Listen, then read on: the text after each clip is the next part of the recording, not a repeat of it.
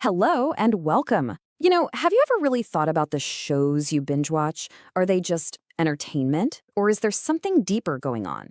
Today, we're going to dig into that very question, one that's at the heart of our media-saturated world. Right, let's jump in. We're going to look at two completely different shows to get our heads around this. The really gritty social realism of Top Boy, and on the other hand, the colorful historical fantasy of Bridgerton. So, are they just mirrors showing us what society looks like? Or are they actually powerful tools that are shaping our reality? Now, this whole question is absolutely central to your AMC studies. It fits right into the section Médias, cinéma et séries, miroirs ou construction du réel, which, as you know, is part of our theme, Identités et échanges. So the big question we're tackling today is this: how do English-speaking shows and films actively build our reality instead of just showing it to us? We're going to break this down into 4 parts. First, we'll look at this idea of media as a perfect mirror. Then, we'll flip that on its head and see how media actually molds our world. And finally, and this is super important, we'll give you a practical toolkit to really sharpen your critical eye, especially for your exams. Okay, so let's start with that first idea. The belief that media's main job is just to be a mirror, to show us the world exactly as it is. What's really interesting here is you see 2 different paths to what we call truth. On one side, you have journalism, which is all about factual accuracy, checking sources, being objective. But on the other, you have social realism in film. It's not so much about facts as it is about authenticity. It wants to create this powerful feeling of reality, to make you believe that what you're seeing on screen is completely genuine. And a major figure in this tradition, for sure, is the British director Ken Loach. For decades, his whole mission has been to put the lives of marginalized, often ignored communities on the big screen. For him, cinema is a powerful tool for social commentary, not just a way to sell popcorn.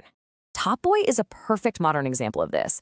To achieve what we call verisimilitude, which is just a fancy word for making something seem real, it uses all these techniques, like filming in actual London neighborhoods and casting actors who have real-life experience.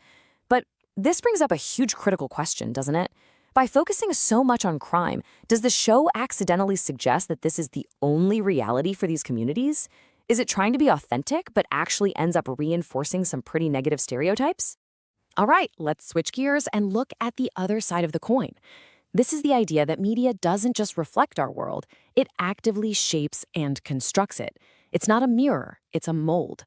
Okay, this concept is so important for your analysis. It's called social construction theory.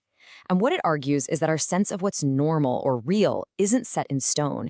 It's actually built piece by the stories we see and hear over and over again. You can think of media as the architect, literally drawing the blueprints for how we end up seeing the world. And you can see this in action everywhere. Media can create beauty standards, define gender roles, and just look at Bridgerton. It intentionally creates a fantasy version of Regency England with a really diverse cast. Now, this sparks a massive debate, right? On one hand, people celebrate it as an amazing act of representation, giving actors of color roles they were always denied. But on the other hand, some critics say it creates a false history that just papers over the real painful history of racism. It's complex. And all of this gets even trickier in what people are calling our post-truth world.